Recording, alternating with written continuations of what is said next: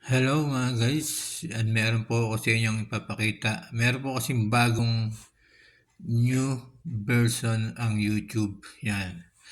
Para dumami ang ating mga viewers. Nakakatulong po yan para dumami ang ating mga viewers. Yan. Bago po tayo mag-upload sa ating mga YouTube, pupunta po tayo rito. Kasi ito po yung pinaka-new version ng YouTube. Yan. Dati kasi wala po nito yung dati sa YouTube. Pero ngayon meron na po. Meron na po niyan sa YouTube ngayon. Ayan. Unang-una po, punta po tayo rito sa ating picture. Okay, tapos, punta po tayo rito sa your video. Ayan. Bago tayo mag-upload.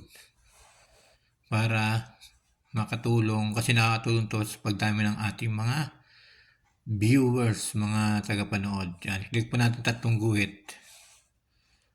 Click po natin yung tatlong guhit. Tapos, punta po tayo rito sa studio. Ayan.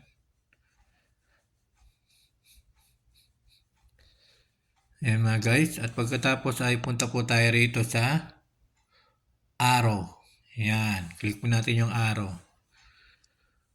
Ayan. Tapos mga guys, meron po tayo makikita ritong plus. Yan. Diyan po tayo mag-upload. Diyan po sa may plus. Yan. Yan po yung bagong version ng YouTube. Ito po yung kanyang bagong version. Click po natin to. Yan. Pakita natin yung ano.